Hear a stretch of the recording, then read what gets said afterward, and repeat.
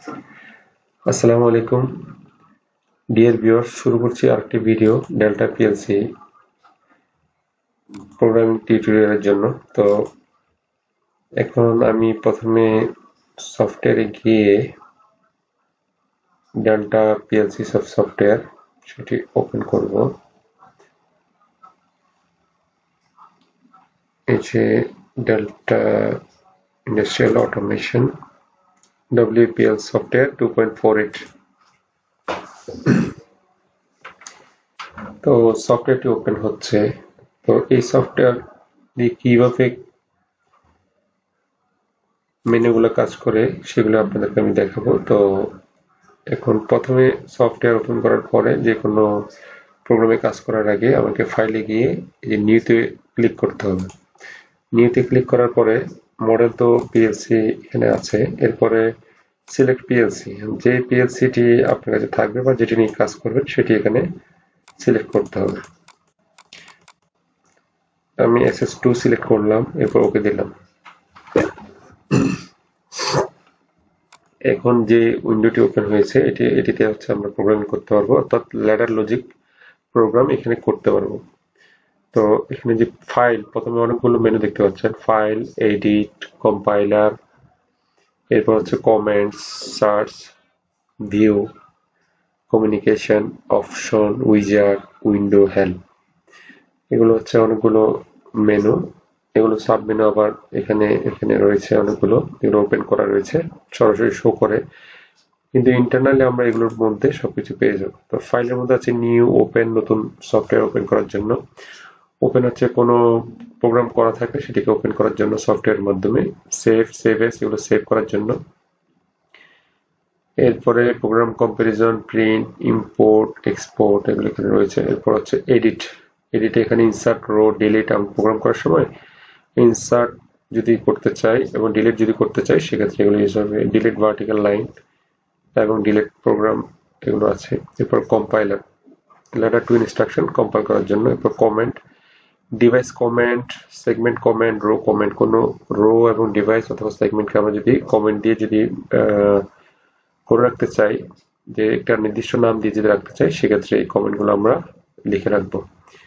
এরপর হচ্ছে সার্চ, কোন একটা স্পেসিফিক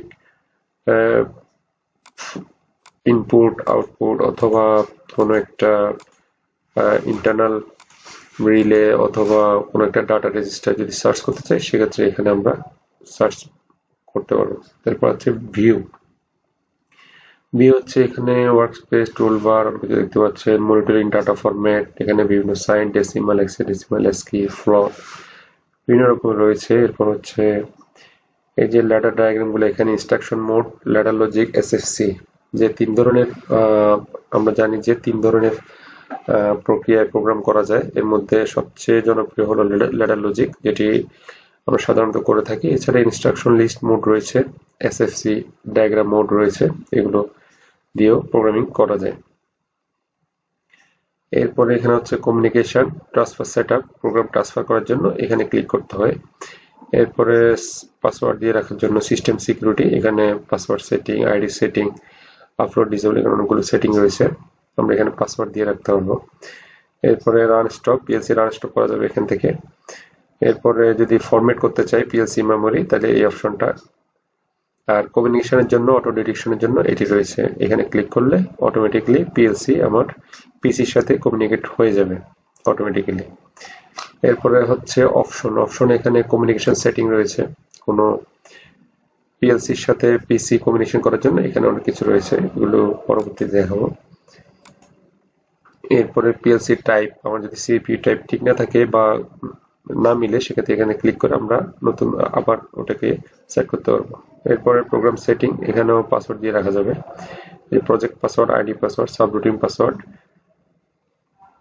আর এগুলো হচ্ছে উইজার্ড, এখানে হচ্ছে টেম্পারেচার মনিটর, এক্সটেনশন মডিউল, আমরা যদি মেইন সিপিইউর সাথে এক্সটেনশন করতে চাই, input module, output module, temperature module, এগুলো এখানে এই অপশনের মাধ্যমে আমরা করতে পারবো।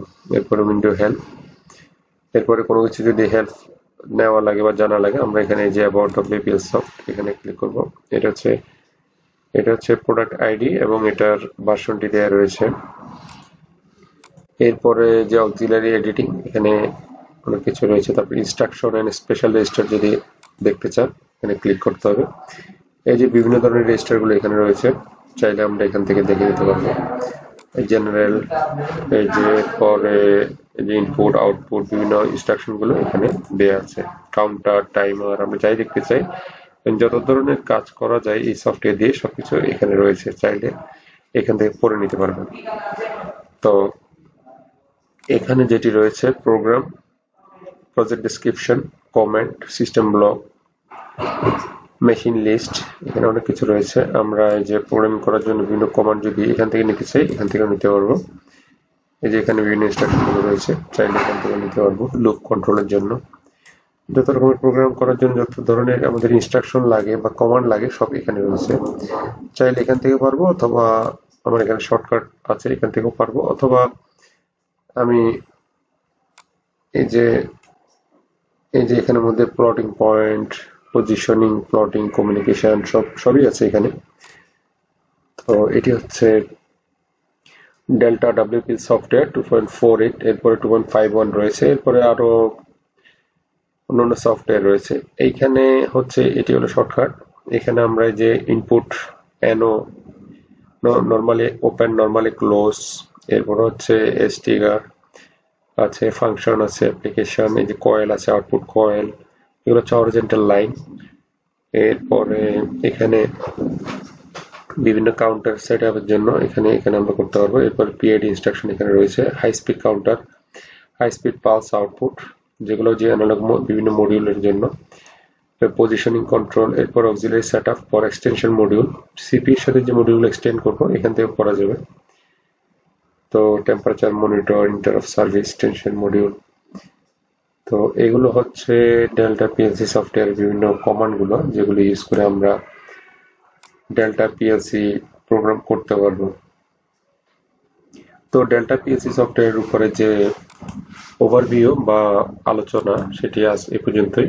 ভালো থাকবেন, সুস্থ থাকবেন। আসসালামু আলাইকুম।